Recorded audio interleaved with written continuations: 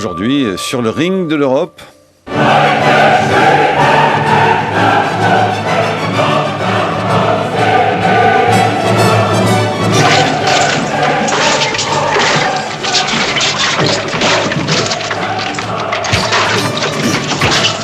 Voilà, c'est un peu de Beethoven à Fight Club qu'il s'agit aujourd'hui, de ce chant joyeux censé nous donner confiance dans les contours d'une Europe qui sans cesse s'élargit pour notre bonheur et le bien commun. Voici que les invectives fusent, les dissensions se font jour, les désaccords sont plus que jamais très nombreux, les débats n'en finissent pas, fédéralisme, protectionnisme, sommes-nous tous des réactionnaires à l'image de ce que M. Barroso a nommé en parlant de Montebourg, nous les Français, refusant les questions de libre-échange, notamment sur l'exception culturelle. Barroso n'a rien compris au film, dit encore Claude Barthelot aujourd'hui dans Le Parisien. Et puis voilà que nous n'en finissons pas au fond de ne pas savoir aussi si nous sommes en danger, au fond, d'être sous un leadership qui serait uniquement allemand. Même les Allemands d'ailleurs disent que l'Allemagne prend trop d'importance en Europe. Alors que penser de tout cela? Est-ce qu'après tout, les mots doux d'hommes politiques entre eux, de commissaires, sont le signe d'une très bonne vitalité démocratique, qui sait? Ou est-ce que c'est au contraire la panne? Où est passée la confiance dans l'avenir européen? Quels sont les modèles actuellement à l'œuvre dans notre Union? Quels sont les virages à ne pas louper? Et doit-on croire le philosophe et sociologue allemand, tiens, encore un allemand, vous voyez, Ulrich Beck, qui malgré son europhilie annonce solennellement le projet européen mourir? On passera l'hymne à la joie à l'envers peut-être alors tout à l'heure finalement. Pour en parler de tout cela et comprendre de quoi il retourne, à la fois sur des questions politiques et économiques, deux spécialistes de la question. Guillaume Duval, bonjour. Bonjour. Rédacteur en chef au magazine Alternative économique, qu'on connaît bien chez nous ici, notamment pour avoir parlé de ce Made in Germany, le modèle allemand au-delà des mythes. Et puis David Tesmar, bonjour. Bonjour. Professeur de finance à HEC, vous intervenez très régulièrement dans l'émission de notre camarade Dominique Rousset, l'économie en question, le samedi à 11h. Et puis vous avez un livre à paraître en septembre, donc qui sait peut-être vous nous donnerez quelques primeurs là aujourd'hui, sur les 10 idées qui coulent la France, qui paraît coécrit avec Augustin Landier, qui paraîtra chez Flammarion. Le projet européen peut mourir, dit Ulrich Beck. Oui, je crois que là... Le petit silence est éloquent entre l'un et l'autre, personne ne se précipite. Il y a eu une pour ambiguïté, répondre. on n'a pas su qui devait répondre. Ah mais non, mais c'est comme vous voulez. Alors David Tesma. Non, je crois qu'effectivement, on a toujours un élément de cette dialectique assez classique entre les politiques français et puis les fonctionnaires européens. L'Europe jouant un rôle de surmoi en quelque sorte, où en gros elle nous dit ce qu'on sait qu'il faudrait faire à moyen terme, à long terme, qui est peut-être avoir plus de concurrence, avoir des budgets qui sont en gros équilibrés sur le moyen terme, etc. Et puis évidemment ce que les hommes politiques ont envie de raconter aux électeurs. Donc ça c'est classique et c'est une dialectique tout à fait classique. Je crois que ce que ça reflète... C'est pas inquiétant, c'est pas nouveau, c'est pas... Voilà, ça fait partie du jeu. Les gens qui observent la vie politique française depuis des décennies le savent, il n'y a rien de pas. neuf là-dedans. Ouais, oui, non, c'est tout à fait classique. Le ton a monté un petit peu plus haut que d'habitude, mais finalement c'est toujours un peu la même histoire. Je crois que ce qui est peut-être ce que ça reflète de plus profond peut-être... Prenons juste les questions de concurrence, d'accord? Donc c'est un peu le libre-échange, donc l'accord entre les États-Unis et l'Europe, ou aussi même les panneaux solaires aussi chinois, qui ont été aussi un sujet qui a agité pas mal l'actualité il y a quelques semaines, où en gros les Chinois vendent des panneaux solaires pas chers du tout. Dumping social. Et donc vous avez un consortium de producteurs de panneaux solaires, allemands d'ailleurs, pas français, vraiment allemands, qui ont demandé à ce que Bruxelles en gros impose des taxes douanières sur ces panneaux. Donc en fait ce qui se passe là, donc sur ces questions de concurrence, faut avoir en tête que quand on fait des sondages internationaux, on demande aux gens est-ce que vous pensez que la concurrence c'est bien ou est-ce que vous pensez que c'est ce qui amène le pire dans l'homme, etc. Les Français sont premiers du monde dans leur défiance face à la concurrence. Et donc, premier du monde, ça veut dire notamment premier de l'Europe. Et dans ce monde-là, il n'y a rien de très surprenant à ce que la Commission soit plus libérale que le français moyen, en un sens. La Commission reflète l'européen moyen. Et l'européen moyen, il est plus libéral. Vous êtes en train de dire que nous ne sommes pas au diapason du tout. Je vois Guillaume Duval qui enlève ses lunettes. Nous sommes bien sur le ring. Guillaume Duval, peut-être un mot quand même aussi pour continuer l'introduction. Vous avez remarqué que même s'il ne faut pas s'affoler, comme nous le dit David Tesmar, que les noms d'oiseaux et les invectives que se jettent les Européens entre eux n'ont rien de nouveau, tout de même, la Croatie intègre lundi prochain l'Union européenne. On n'en parle pas beaucoup, mais eux-mêmes n'en parlent pas. Hein, les Croates, par exemple, ont décidé de ne pas célébrer leur entrée dans l'Union. Oui, c'est significatif.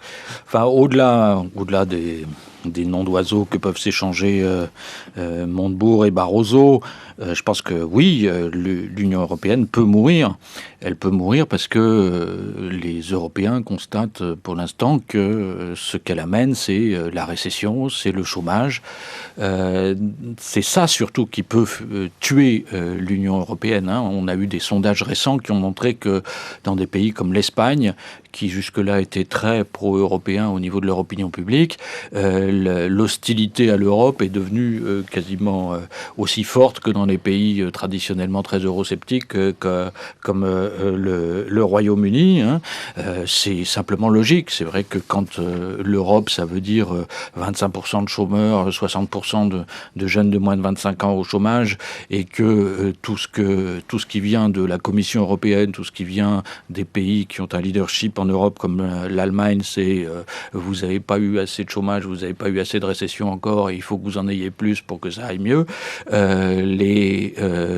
Ça n'incite pas à devenir pro-européen. Je pense que oui, il y a un très gros risque que les politiques qui sont menées à l'heure actuelle, qui font exploser le chômage, qui poussent l'Europe à nouveau dans la récession. Il faut mettre un mot dessus. Hein. Les politiques d'austérité, de rigueur. Les politiques d'austérité, oui, qui à l'heure actuelle font retomber l'Europe dans la récession, risquent de mettre en cause le projet européen lui-même. C'est d'ailleurs un Allemand qui l'a dit le mieux, c'est Joschka Fischer, l'ancien ministre des Affaires étrangères, qui a dit, à propos des politiques allemandes qui sont quand même à l'origine, le leadership allemand est à l'origine de ces politiques, il serait à la fois tragique et comique que pour la troisième fois, et avec les meilleures intentions du monde, l'Allemagne conduise l'Europe, mette en cause l'existence de l'Europe, le projet européen. C'est malheureusement peut-être ce qui est en train de se produire. J'espère que ça changera, mais c'est vrai qu'on est dans une dynamique extrêmement dangereuse sur le plan social et politique. Est-ce que ça veut dire qu'on est seul à avoir raison contre tous, ou que nous sommes tout de même pas tout à fait en phase avec le tous que sont les autres Européens? C'est la question. Donc vous dites évidemment quelque chose de totalement différent de ce que nous disait David Tesper jusqu'à présent, Guillaume Duval. On a voulu prendre le leadership des pays du Sud, certainement François Hollande, et puis finalement... C'est pas une question de seul contre tous. Hein. Vous avez cité Ulrich Beck. Il y a beaucoup d'Allemands qui tirent depuis très longtemps la sonnette d'alarme vis-à-vis de la politique menée par Madame Merkel. Hein. Donc Ulrich Beck qui vient de faire un livre qui se traduit en français par Non à l'Europe allemande, qui est un grand sociologue allemand. Habermas qui, à chaque fois qu'il intervient en public sur des sujets comme ça, le grand philosophe Habermas qui dit attention, Madame Merkel conduit l'Europe dans le mur. Helmut Schmidt, l'ancien chancelier, qui dit la même chose. Joschka Fischer, l'ancien ministre des Affaires étrangères, qui dit la même chose. Beaucoup d'Allemands eux-mêmes disent cela. En Europe, on est vraiment plutôt dans un combat droite-gauche sur ce genre de sujet. Hein. Donc M. Barroso représente aussi la droite européenne, un peu dans ce qu'il y a de pire, c'est vrai, mais c'est l'expression d'une majorité politique de droite libérale. C'est un taliban du marché, dit Jean Quatremer dans Libération, en parlant de Barroso. Oui, et pourtant, M. Quatremer n'est pas connu comme étant hostile particulièrement à la construction européenne. Oui. David Tesmar. Oui, non, je crois qu'il faut quand même essayer de chercher la cohérence qu'il y a dans le projet allemand. Elle est pas non plus complètement absurde. Je crois qu'il y a deux choses dans lesquelles les Allemands sont illustrés par leurs différences par rapport aux Français. Donc la première, c'est la question de la gestion de la dette grecque. Donc la Grèce...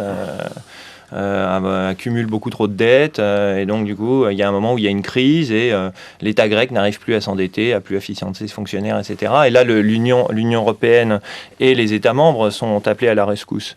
Là les Français disent mais attendez, il y a une solution, c'est simple, on va leur prêter plus, mais ils vont tout rembourser, on va les surveiller pour qu'ils remboursent, on va leur prêter plus. Les Allemands disent, attendez, on peut plus, là, ils sont beaucoup trop endettés, il va falloir qu'ils dénoncent leurs dettes, il va falloir qu'ils payent pas. En fait, sur ce point-là, c'est les Français qui ont gagné. et les Grecs sont obligés de tout rembourser. Cette austérité, par exemple, très très forte, vraiment brutale, qui pèse sur la Grèce à l'heure actuelle, c'est les Français et pas les Allemands qui sont coupables. C'est les Français d'avoir retardé l'ajustement nécessaire. Et là, les Allemands sont une logique comptable un peu. Effectivement, un chat est un chat.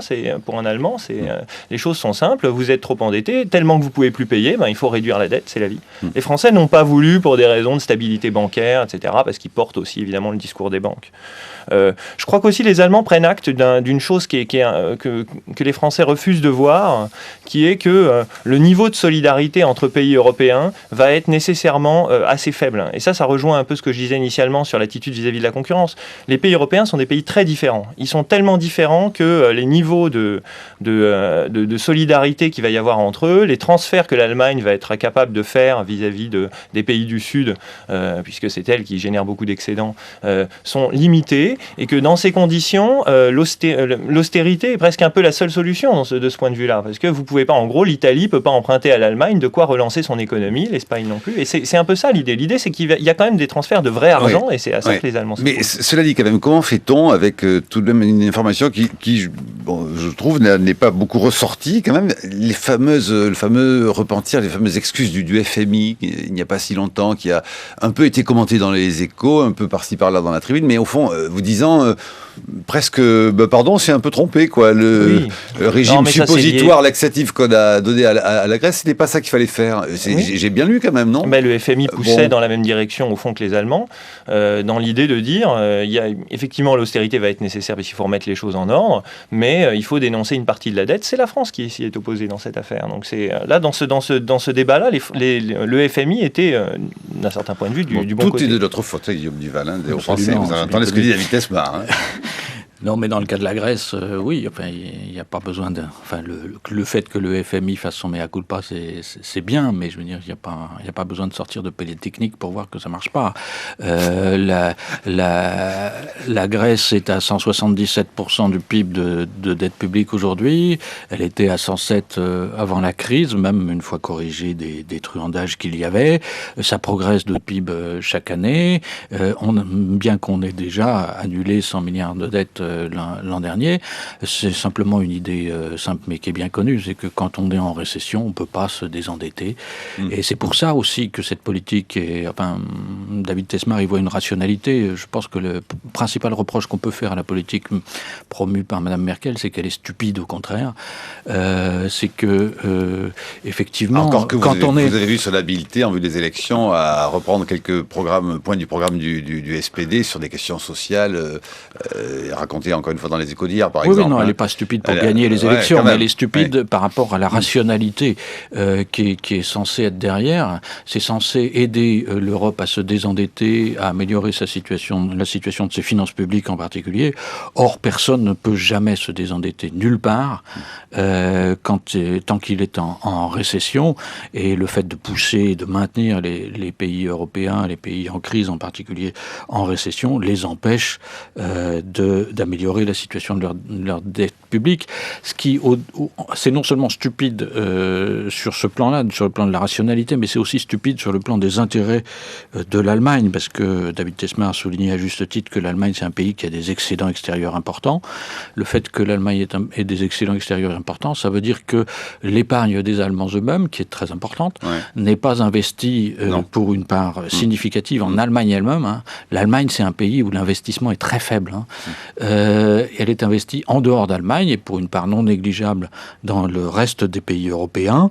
Et le fait que la politique du gouvernement allemand les empêche de se désendetter et de rembourser leurs dettes, ça va faire qu'au bout du compte, ce sont les épargnants allemands qui vont être spoliés pour la 3e fois en un siècle. Un mot, mais tout petit, David Tesmar. On est au bout de la première partie, on est dans la seconde partie. Non, il n'y a pas de doute qu'effectivement, l'austérité n'était pas la solution optimale dans les années de crise, qu'effectivement, l'État doit augmenter son déficit.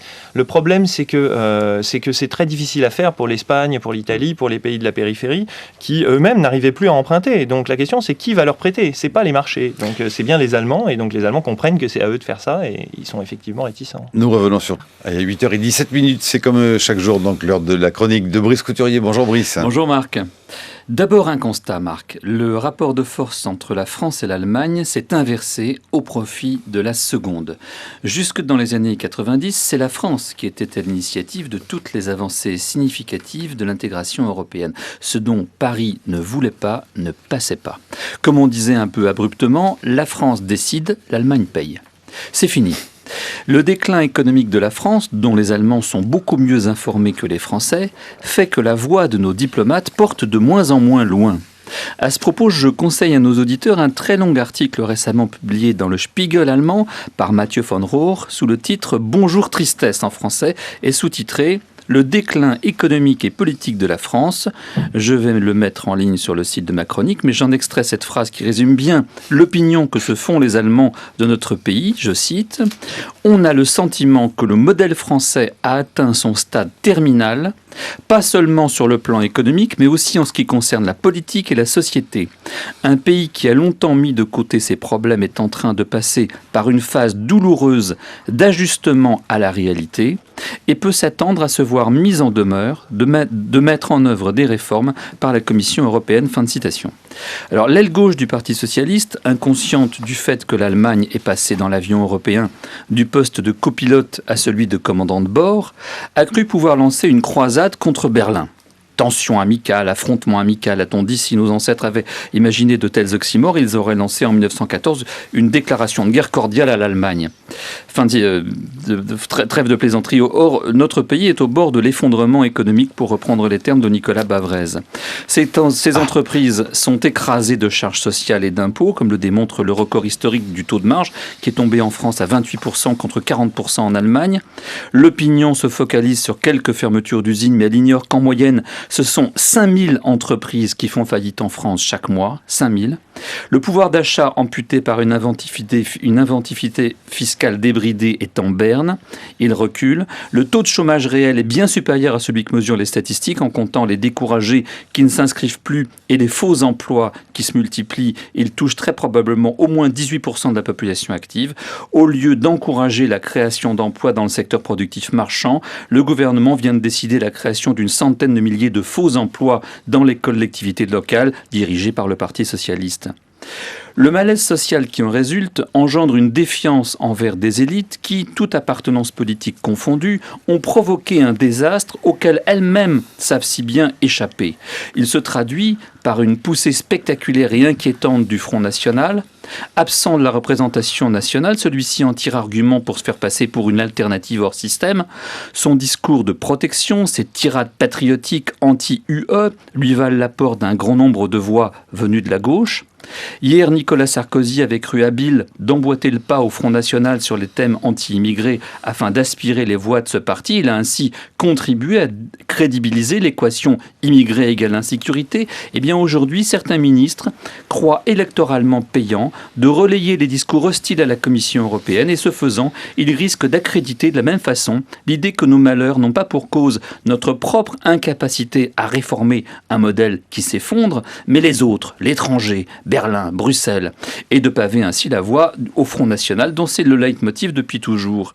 Manuel Barroso, président de la Commission européenne, attaqué par Arnaud Montebourg, a reçu le soutien de tous les membres de la Commission européenne, de toutes les nationalités, y compris celle du français Michel Barnier, pourtant défenseur connu des intérêts français. Et c'est dans ce contexte qu'intervient une nouvelle polémique entre un chef du gouvernement qui prétend que l'État qu'il conduit va faire un effort historique de réduction des dépenses publiques à hauteur d'1,5 milliard d'euros en 2014 et le président de la Commission des finances de l'Assemblée nationale qui prétend, lui, que le déficit en 2013 va dépasser les 80 milliards et sera donc supérieur de 20 milliards aux prévisions du gouvernement, soit 4% du PIB. Où est l'austérité, on se le demande. La Commission européenne, si décriée, avait donné à la France un délai de grâce de 2 ans pour rester dans les clous des 3% que le président de la République avait promis comme objectif pour cette année. Notre pays, isolé sur la scène européenne, ne risque-t-il pas de dilapider son capital de crédibilité à force de refuser l'obstacle des réformes de fond que tant d'autres pays européens ont déjà franchi avant nous? La chronique de Brice Couturier à retrouver sur franceculture.fr. Alors, qui commente des accords.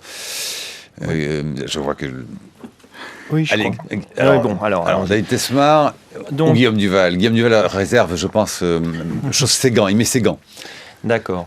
Très bien. Non, je crois que c'est ce qu'il faut avoir à nouveau, là, les excès de déficit, pour reprendre un peu la fin de la chronique de Brice Couturier, on réalise que finalement le déficit sera plus important que ce qu'on pensait, déficit public. C'est pas très étonnant par rapport à ce qui avait été planifié dans la loi de finances qui a été votée à l'automne dernier, pour cette année-là. La croissance est moins forte que prévu. Alors peut-être aussi forte que, par exemple, Guillaume Duval le prévoyait, mais en tout cas, il y a une récession plus forte que prévu. Et donc, dans ces cas-là, il y a des stabilisateurs automatiques. Et donc, c'est pour ça qu'on a un déficit qui est plus 20 milliards, plus accusé que ce qui était prévu. Enfin, c'est pas encore acté, mais en gros, c'est un peu la direction qu'on prend. Donc, ça traduit. Donc, on met un peu la pédale douce sur l'austérité, en un sens. C'est un peu une façon de le voir.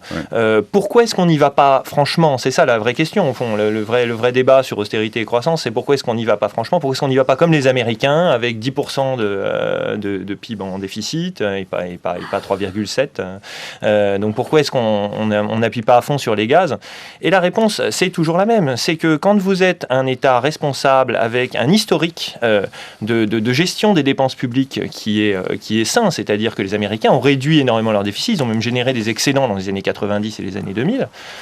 Donc maintenant, ils peuvent se permettre d'aller plus loin parce qu'ils ont de la réserve. Alors maintenant, ils commencent à atteindre les limites eux aussi, mais ils ont de la réserve. Et parce qu'historiquement, ils ont montré que quand les choses allaient mieux, ils remettaient les choses en ordre. Et en fait, Keynes n'a jamais pensé autre chose que ça. C'est-à-dire qu'il n'a jamais pensé autre chose que...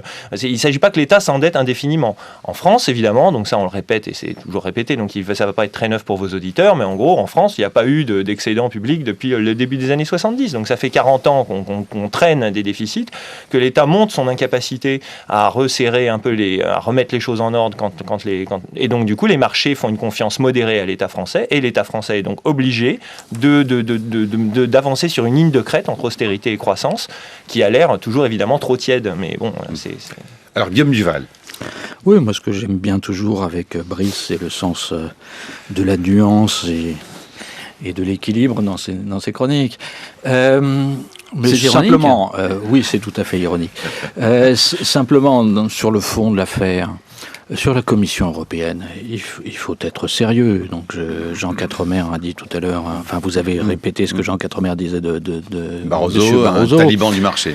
Oui, il faut être sérieux. La Commission européenne n'a été capable de prendre de M. Barroso, ça n'a pas toujours été le cas de toutes les commissions européennes, mais celle de M. Barroso a été incapable de prendre la moindre initiative pour faire face à la crise dans la période chaude entre 2008 et 2009.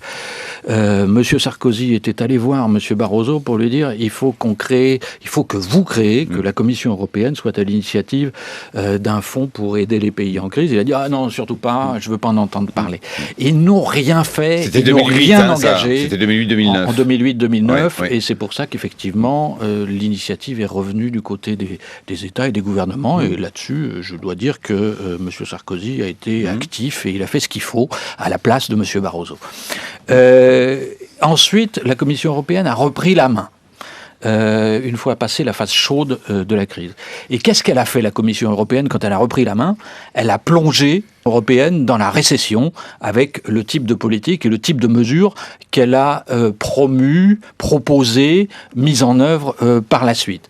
Comment voulez-vous que le moindre Européen, et c'est pas simplement une question française, que le moindre Européen ait la moindre confiance dans ce type de gens?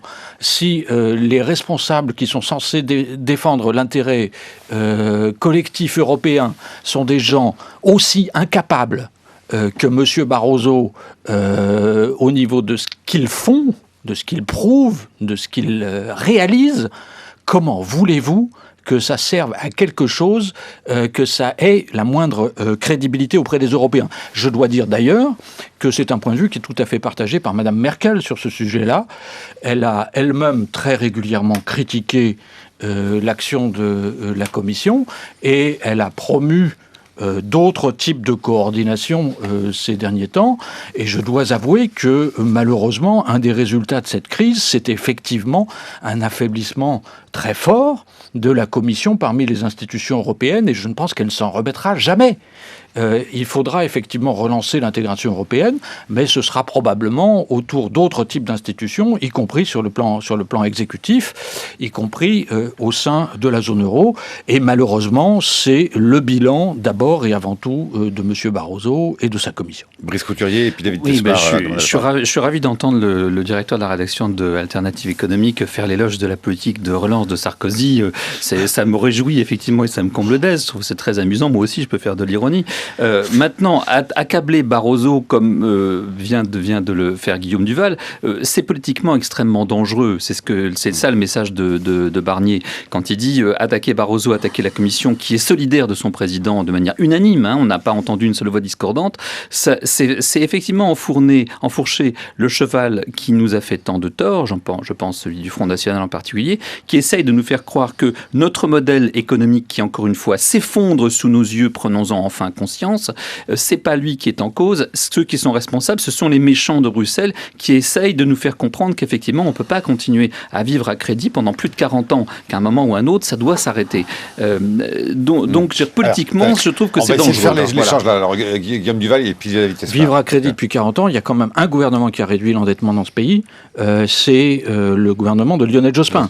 Il a été empêché il a été empêché d'aller plus loin par un président de la République qui, à l'époque, la fameuse cagnotte, a inventé la cagnotte. À l'époque, voulait absolument qu'on dépense la soi-disant cagnotte.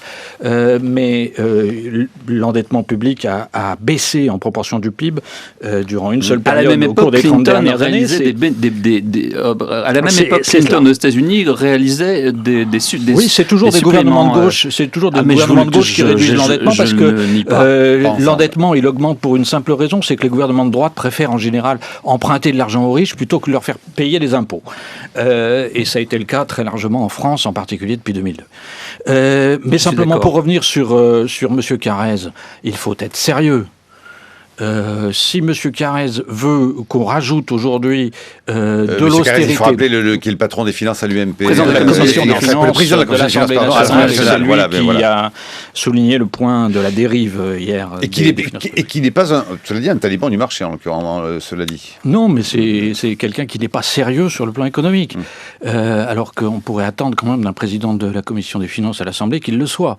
Rajouter aujourd'hui de l'austérité à l'austérité, c'est aggraver les choses. Le problème est à 4% de déficit. Guillaume Duval-Brice. Le problème des finances publiques françaises, il est assez simple. C'est que si on avait dit l'an dernier, donc M. Hollande a absolument voulu dire, on va faire 3% cette année. Moyennant quoi, au bout du compte, on va faire 3,8 ou 3,7. Si on avait dit l'an dernier, on va faire 3,7 en 2013, et qu'on s'était battu là-dessus, et qu'on avait construit un budget sur ce modèle-là, on aurait eu aujourd'hui 0,7%, on aurait eu le même déficit à la fin de l'année, mais on aurait eu 0,7% de croissance en plus, au moins, sans doute davantage, et on aurait eu 250 000 chômeurs de moins.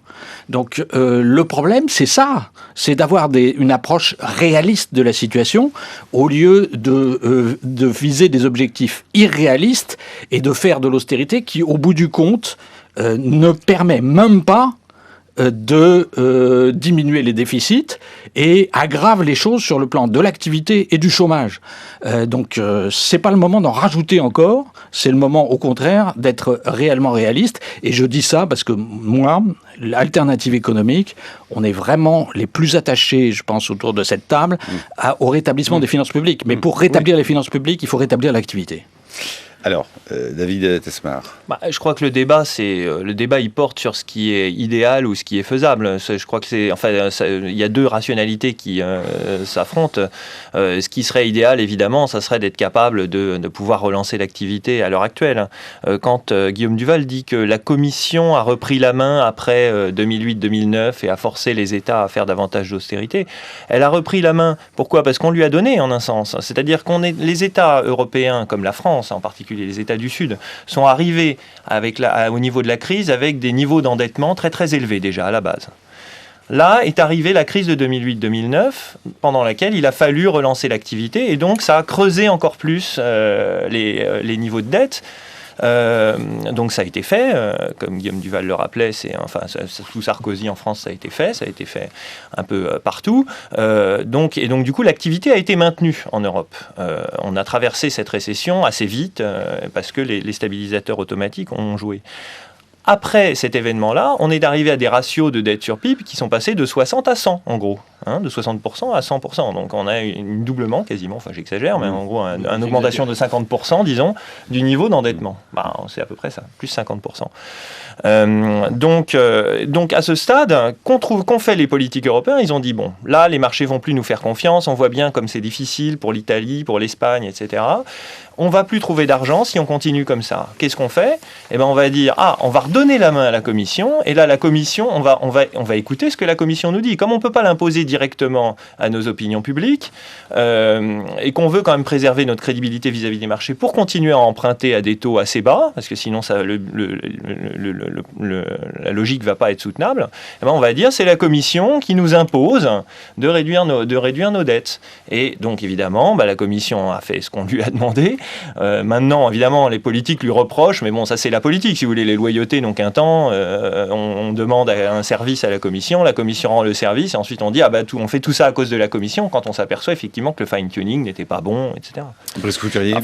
Pour reparler un petit peu politique, se défausser sur la Commission des décisions prises par le Conseil européen, c'est-à-dire faire semblant quand on rentre à Paris, d'un Conseil européen entre chefs d'État et de gouvernement où on a approuvé les initiatives de la Commission, parce qu'il faut oublier que la Commission ne décide de rien en Europe. Elle propose et c'est le Conseil européen, les chefs d'État et de gouvernement qui décident. Mais à chaque fois, c'est une vieille tradition française qui a servi d'ailleurs sous la droite comme sous la gauche, c'est que quand les chefs d'État et de gouvernement rentrent à Paris, ils ont l'habitude de dénoncer les mesures qu'ils viennent d'adopter eux-mêmes en Conseil européen et de faire croire que c'est la faute de la Commission.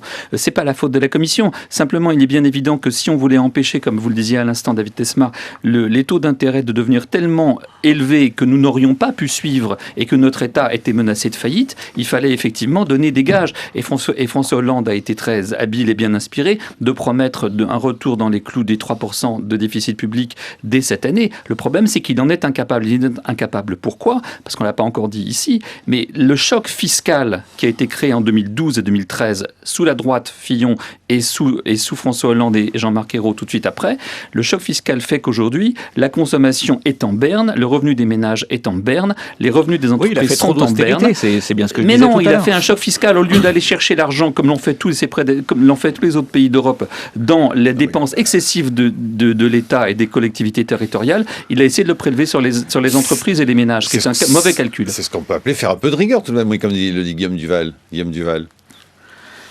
Oui, enfin, on peut avoir ce débat, mais en même temps, savoir s'il faut en même temps faire de la rigueur en augmentant les impôts des très riches, c'est sans doute le meilleur moyen de limiter l'impact négatif de cette rigueur sur l'activité, puisque ces très riches qui ont beaucoup d'épargne seront tentés de piquer dans leur épargne pour continuer donc la consommation devrait continuer à augmenter, c'est pas le cas. Donc elle baisse un tout petit peu, vous le savez bien.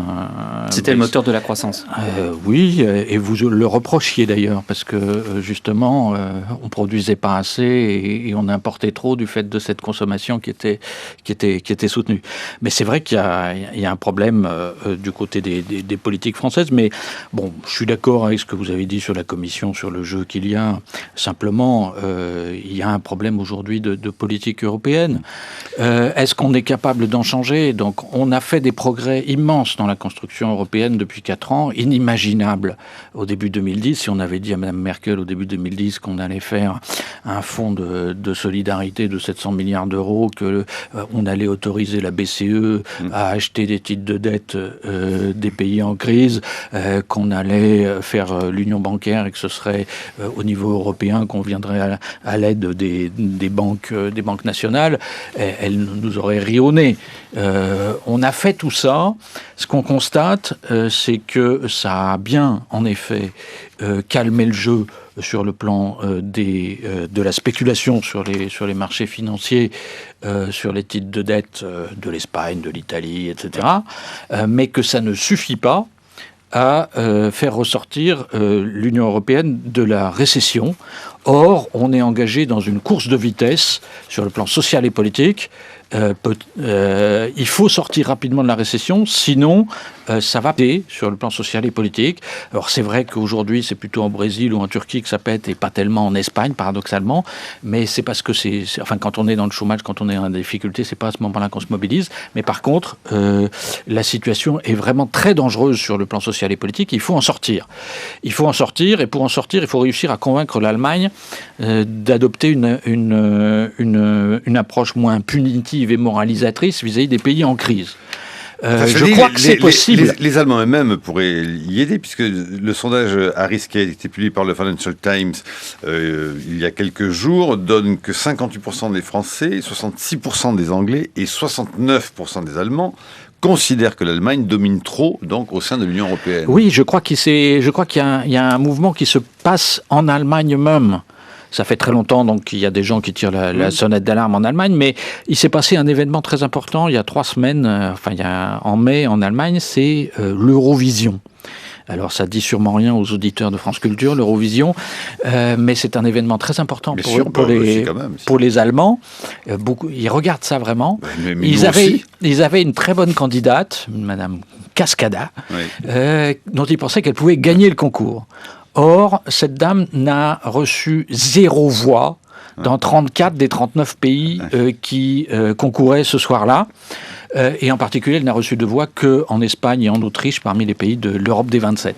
Ça a déclenché un débat public assez profond en Allemagne sur le thème « Pourquoi est-ce que les gens ne nous aiment pas Qu'est-ce qu'on leur a fait etc. » Je crois que les Allemands eux-mêmes sont en train de se rendre compte du point d'isolement auquel la politique de Mme Merkel a conduit l'Allemagne, et ça les inquiète vraiment parce que les Allemands, la plupart des Allemands en tout cas, sont réellement attachés à la construction européenne et à l'intégration européenne. Et je crois que ça va faire changer, c'est en train de changer en Allemagne, ce qui a été un point positif pour Mme Merkel sur le plan intérieur, à savoir la politique très, très dure qu'elle a menée vis-à-vis du reste de l'Europe, est en train de devenir un inconvénient pour elle, et ça va l'obliger à changer.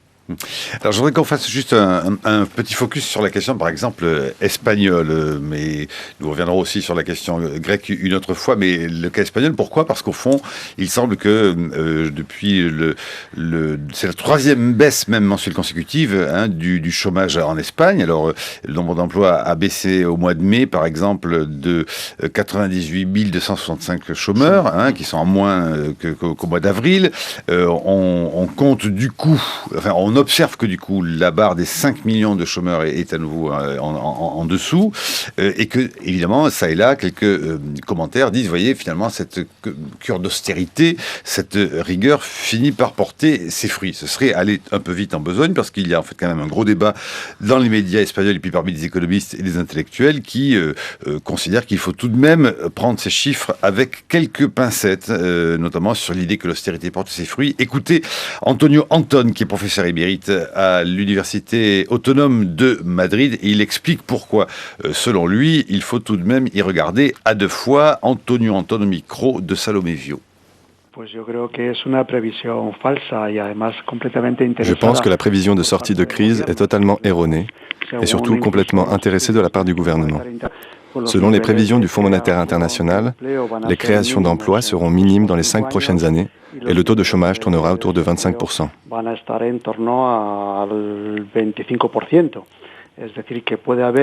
Il se peut qu'il y ait une petite amélioration économique, mais que je qualifierais plus de stagnante et n'apportant aucune création d'emplois.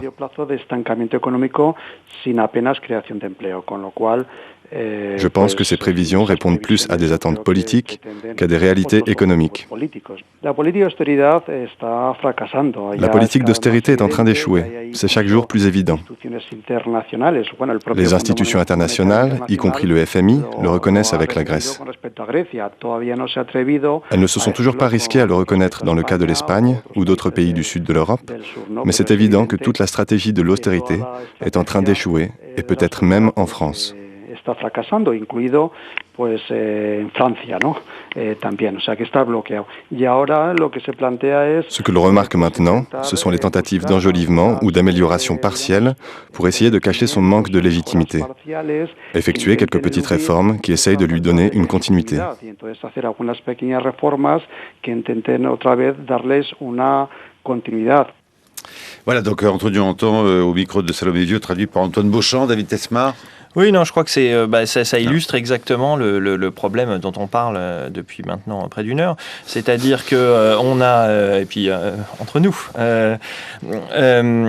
c'est qu'on est dans une situation, on a une union monétaire, donc on est dans la zone euro, sans solidarité budgétaire. Alors pourquoi il n'y a pas de solidarité budgétaire ? Il n'y a pas de solidarité budgétaire parce que les Allemands ne veulent pas payer. Ou alors c'est peut-être un peu plus compliqué que ça, c'est-à-dire que... de quoi on parle ? L'austérité, elle existe en Espagne parce que l'Espagne a du mal à s'endetter auprès des marchés. Donc, évidemment, on pourrait vouloir que les Allemands prêtent à l'Espagne. Mais les Allemands sont un peu dubitatifs, ça les inquiète. Ils pensent que c'est délicat quand même de prêter à l'Espagne. Et puis ils veulent peut-être, il ne faudrait pas prêter, il faudrait donner. Donc, ça serait vraiment compliqué. Donc, l'Allemagne ne veut pas payer, ou pour être exact, elle veut bien payer, elle veut bien solder les comptes en un sens, mais elle ne veut pas que ça se reproduise. Donc vous voyez, on a toujours cette solution. On est quand même dans une situation où quand même on négocie avec un État souverain ou avec des États souverains. On dit, bon, peut-être qu'on peut faire un effort cette fois-ci, mais il ne faudrait pas que ça se reproduise tout le temps. Sinon, on commence à mettre un doigt dans l'engrenage. Donc c'est ça un peu la logique allemande. Donc dans ces conditions, en l'absence de solidarité budgétaire, pour arriver au cas espagnol, l'Espagne n'a pas d'autre choix, si elle veut rester dans l'union monétaire, si elle veut rester dans la zone euro, de faire ce qu'on appelle une dévaluation interne. Une dévaluation interne, qu'est-ce que c'est ? C'est au lieu de dévaluer votre monnaie, vous faites baisser vos salaires. C'est la seule solution. Et ça, on sait que ça finit par marcher, mais ça met 10 ans. C'est très très long et très très douloureux. Et puis ça peut donner lieu à des tas de problèmes, type années 30, etc., donc, qui ont déjà été discutés. Et comme on la voit avec l'aube dorée en Grèce, Guillaume Duval. Oui, enfin, cette affaire de baisse du chômage espagnol, oui, effectivement, ça... On en rêverait ici, hein. On rêverait d'avoir 5 millions de chômeurs. Hein. Non, enfin, on les a déjà. Il en faudrait beaucoup plus, d'ailleurs. On rêverait que ça baisse dans les mêmes proportions, pardon. Non, mais simplement, c'est un phénomène malheureusement assez classique, c'est-à-dire qu'au bout d'un certain temps, quand il n'y a pas de boulot sur le marché du travail, il y a des gens qui sont découragés et qui ne se présentent plus sur le marché du travail. Le phénomène inverse existe aussi, hein. Donc quand l'activité repart, il arrive souvent que le taux de chômage augmente paradoxalement alors qu'on crée beaucoup d'emplois parce qu'il y a à l'inverse des gens qui étaient découragés jusque-là et qui se présentent à nouveau sur le marché du travail. C'est absolument pas une solution, en tout cas en particulier dans le cas espagnol. La situation espagnole est grave et durablement difficile. Simplement, je voulais évoquer à cette occasion une chose qui est présentée souvent comme une solution potentielle. Pourquoi est-ce que la crise de la zone euro ne se résoudrait pas par le fait que les chômeurs qualifiés jeunes espagnols, italiens, grecs, portugais, pourquoi est-ce qu'ils n'iraient pas bosser en Allemagne ? L'Allemagne qui est un pays en implosion démographique et qui a une industrie solide. Pendant qu'Angela Merkel recommande aux jeunes Allemands éventuellement aller voir ailleurs s'ils y sont. Oui, mais ils y vont aussi. Elle a fait comme Oulad Achour, quoi. Elle leur a dit... Oui. Simplement, c'est ce qui est en train de se passer, commence à se passer. Simplement, il serait tout à fait illusoire de penser que ça puisse être une solution à la crise de la zone euro. Parce que si ça se passe comme ça, si vous voulez, les pays en crise, l'Italie, l'Espagne, le Portugal, la Grèce, etc., c'est déjà des pays, ça n'a rien à voir avec la France, c'est déjà des pays qui ont très peu de jeunes. C'est déjà des pays qui eux-mêmes sont dans une situation démographique assez négative. Si leurs quelques jeunes qualifiés foutent le camp et vont travailler, s'installer durablement en Allemagne, ça veut dire qu'il ne se passera plus rien dans les pays du Sud pendant 50 ans. Ça veut dire qu'on est parti pour le mezzogiorno puissance 10. Et ça veut dire que l'Europe ne pourra survivre que si les Allemands paient, pour de vrai. Pour les gens qui feront plus rien en Italie, en Grèce, en Espagne, au Portugal, etc. Ils devraient d'ailleurs, parce que une des causes qui fait que l'Allemagne se porte moins mal que les autres aujourd'hui, c'est toutes les économies que les Allemands ont fait en n'ayant pas de gamins. Ça permet d'économiser beaucoup de dépenses privées et publiques, et c'est aussi pour ça qu'ils vont moins mal que les autres aujourd'hui. S'ils résolvent les problèmes que ça crée à terme en important les gamins des autres, il devrait payer, puisque ça veut dire qu'il profite de l'argent qui a été dépensé en Italie, en Grèce, au Portugal, en Espagne pour les élever. Vous pensez que c'est la question de la baisse de la natalité qui fait la cagnotte des Allemands ? Ah oui, dans les années 2000, ça a joué un rôle majeur, notamment sur la question de l'immobilier, si vous voulez. Ils avaient pourtant quand même beaucoup puisé dans la cagnotte quand il y a eu la réunification. Non. L'Allemagne a perdu au moins 500 000 habitants depuis l'an 2000. Et on vient de se rendre compte qu'ils en avaient perdu 1,5 million, mais on ne sait pas quand en plus. La France, c'est un pays qui a gagné 5 millions d'habitants depuis l'an 2000. La France, ça explique. Comme les lapins, oui. Non, ça explique pour partie les écarts massifs qui se sont creusés sur le marché de l'immobilier en particulier. Bon. Donc les prix ont été multipliés par 2,5 en France. Ils n'ont pas bougé en Allemagne. Alors ça, c'est un argument que je trouve tout à fait erroné. La démographie, expliquer la baisse du chômage en Allemagne par le fait que les Allemands ne font pas d'enfants. Ils ont créé 2 fois moins d'emplois que les Français depuis 1990. Sauf qu'ils ont 2 fois moins de chômeurs, exactement 2 fois moins de chômeurs que nous en pourcentage par rapport à la population active. Ce chiffre est extrêmement symbolique. Si c'était vrai ce que vous dites, à ce moment-là, les Espagnols et les Italiens qui eux aussi ne font pas d'enfants connaîtraient eux également, comme l'Allemagne, une forte croissance dans leur marché du travail et n'auraient pas de chômage. Or, ce n'est pas le cas. Donc, c'est pas la question démographique ne compte pas. De la même façon, quand on dit...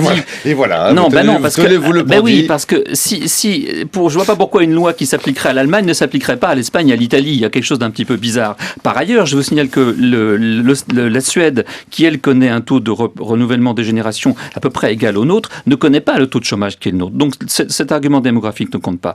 Par ailleurs, l'austérité, j'aime bien notre ami espagnol qui nous dit oui, l'austérité tue l'Europe, il tue la France. Alors, l'austérité à 4% de PIB, comme on est en train de découvrir en France. Alors, attention, il ne s'agit pas... La stupidité de l'austérité, c'est que ça réduit même pas le déficit. J'aimerais bien savoir, si à 4% de PIB, pas à 4% de déficit du budget de l'État, parce qu'on trompe toujours le public sur cette affaire, on fait comme si c'était 4% de ce que l'État dépense, mais c'est 4% de ce que la nation produit que l'État dépense en trop. Donc, je demande la question, c'est la relance keynésienne, si 4% c'est l'austérité, la relance keynésienne serait combien ? Ça serait 6%, 7%, 10%, 12%, 20%, pourquoi pas ?